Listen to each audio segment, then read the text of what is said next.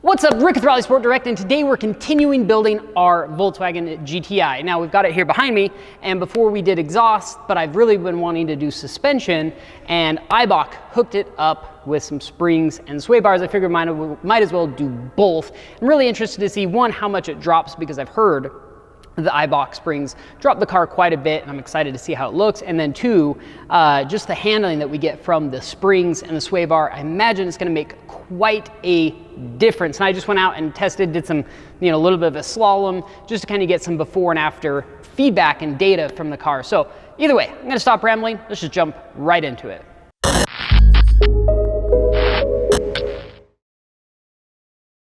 All right, first things first, we have to get this car up in the air, get the wheels off, and then we can look at the suspension, because I kind of have an idea of how to install the springs and sway bars, but I've never done it before, so we will find out. And then here are the springs and sway bars, and then we'll get those popped open here in a minute once we get the car up in the air and kind of get everything sorted out. So let's get started on this guy. Day in, day out, it's the same road we're walking down. Little problem I actually noticed just the other day on the lift is this lock won't engage, which is kind of sketchy.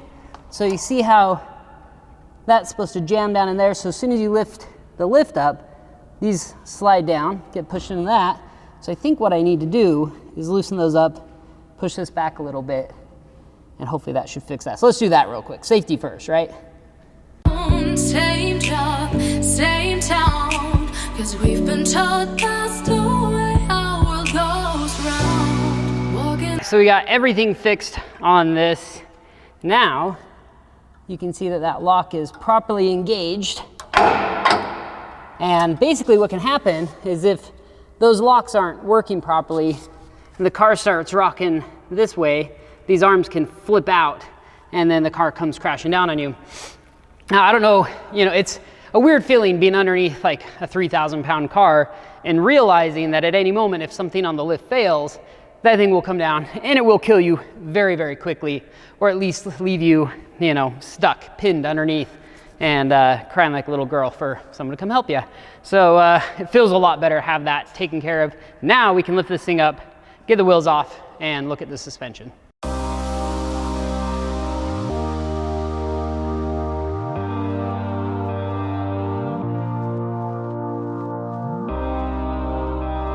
All right, so here's what we're looking at. So I had a chance to look over everything, and of course it uses some funky, I think they call those what do they call it, like tri-square or something? I can't remember. I don't have those, so I just ordered a set of those. And then of course, like Ford, uses like the squish type, so we'll have to separate that knuckle to get the strut out. And then the sway bar itself, I'm guessing I'm gonna have to lower the subframe if it's anything like Ford. It looks like it's a tight fit in there. Getting the actual sway bar mounts off is super easy. It's just 2 bolts on the bottom. But then for right now though, while we're waiting for tools, I can remove the end link and at least get that free. And then once the tools get here, we can start removing the strut. I might look up a video on how to do this, because I'm sure there's some things that I'm not aware of. I've never worked on a Volkswagen before, so that might not be a bad idea. And maybe while I'm waiting for the tools, I'll just kind of poke around the internet, see what people have to say, see if there's going to be any issues I'm going to run into, and then we'll just start digging into this thing.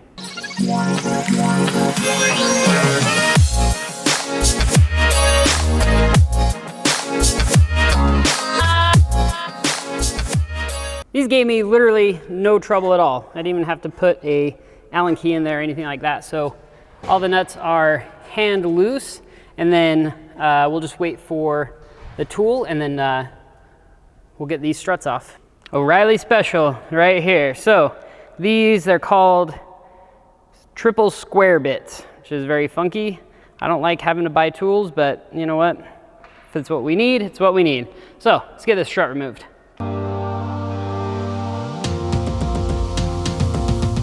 I guess in order to get this damper out of the spindle, obviously this whole assembly has to come down, but it can't because the axle's already maxed out at full droop.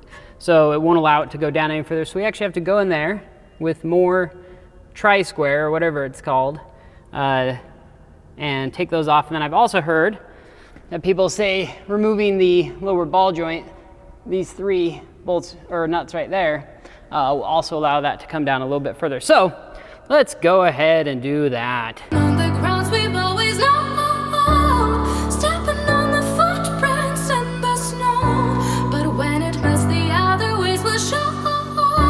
We're gonna make the footsteps on our own. That life can wait, just for a while. That life can wait, so take that aside and just go.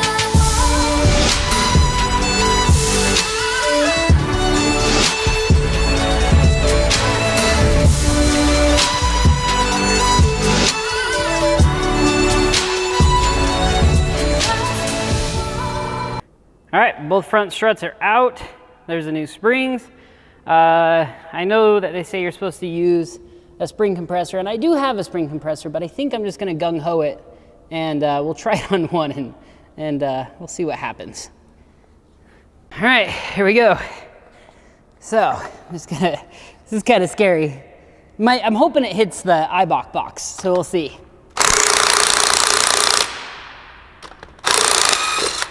Weak. Yeah, most springs are like that. So we'll do this one too. I don't know why everyone gets so freaked out about them. Now some of them are pretty gnarly, so I always recommend using spring compressor, but you don't need to on this one. That's how you do it, boys. Like a man.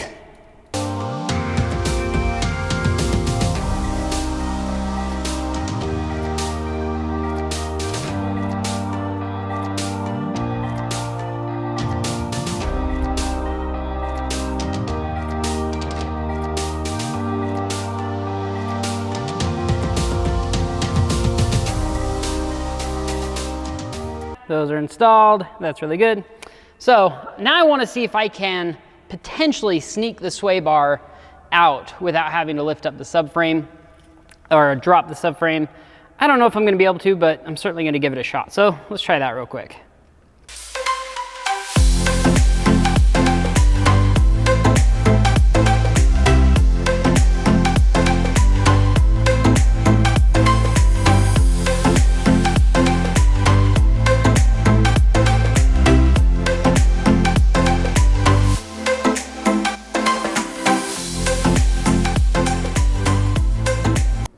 Nope, gotta drop the subframe.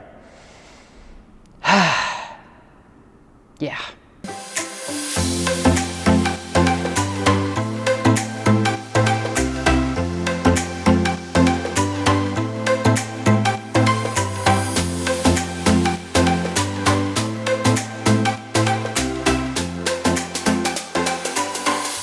All right, old sway bar is out. New sway bar is about ready to go in. Look at the size difference between those two. So we've got the subframe dropped. Everything went okay, I guess. It was a little bit of a struggle getting that sway bar out. But once we get that new one in, everything should go pretty smoothly getting it all bolted back up.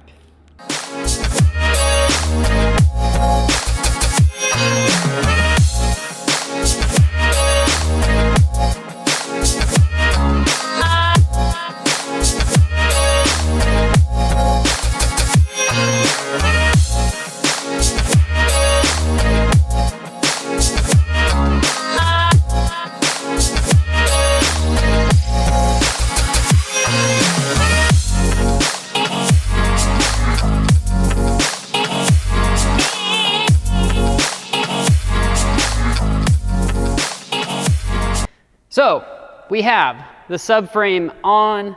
Sway bar still needs to be hooked up via end links. We need to put the struts on.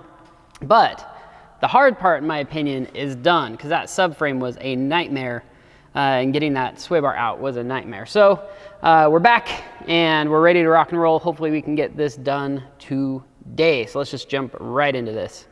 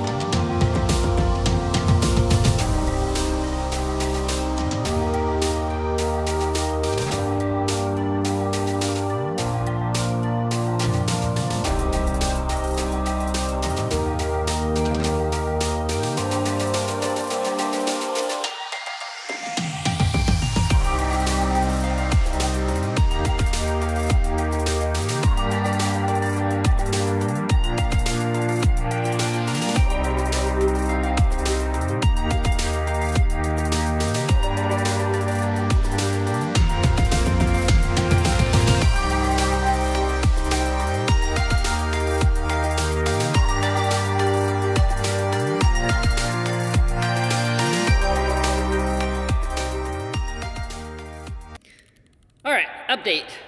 We've got the axles back in, which is good, both sides, and they were a huge pain to get back in, but I've got them, and struts are all mounted in.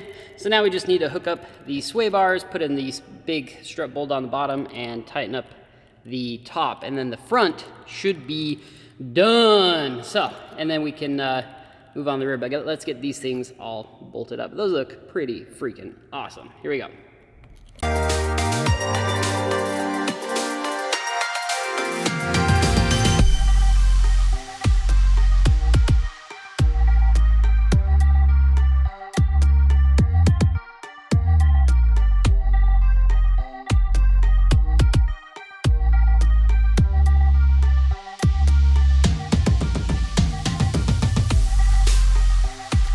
The front is done.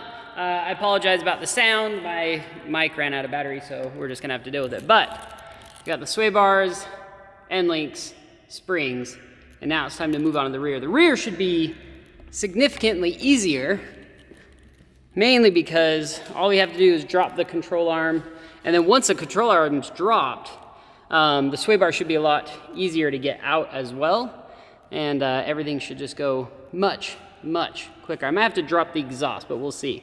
So let's just bounce into this one.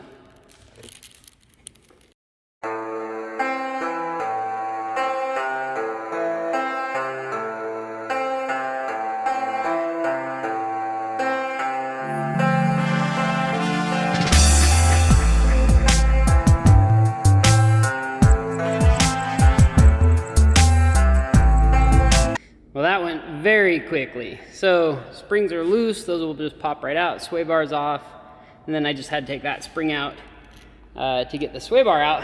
But here's the sway bar in its correct orientation, and then we'll need to use, because this started spinning, so it's a little, again, specialty bolt. We'll use that, get the end links off, put on the new bushings, get the sway bar up, installed, and then we can install the springs.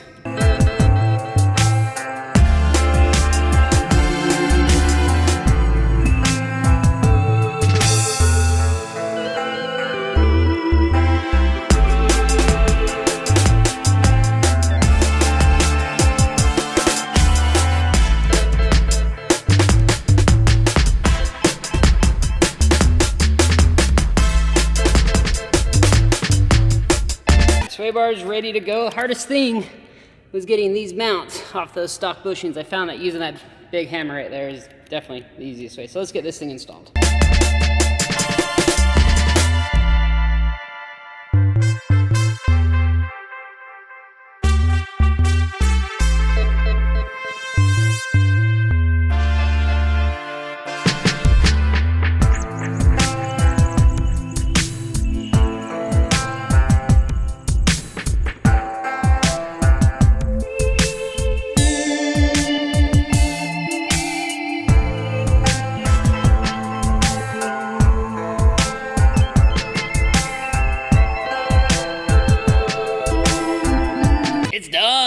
Well, almost. We got everything installed. Springs, sway bars, everything front and rear. So now we just need to put on the wheels and tires, and then we will be done. So let's go ahead and do that.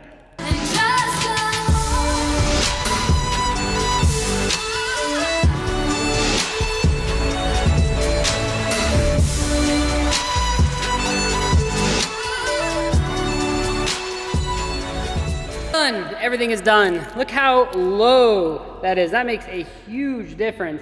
Now the only thing is now you kind of have like a sunk look. So I think wheel spacers might be next on the list. But I think that looks freaking awesome. Just a very aggressive stance. Definitely lowered it quite a bit more than I thought it was going to. But let's go take it for a test drive and see what we think. All right, so today is Monday. I finished the install up on Friday. I was really wanting to do this kind of like post review on Friday afternoon, but it just didn't happen. But one good thing is we got the car aligned this morning, and so I can give you guys a review, you know, with a proper alignment, because obviously anytime you mess with the suspension and alignment is highly recommended. Now, I've been driving this car for a little bit. Honestly, it feels pretty stockish when you're just cruising along, which is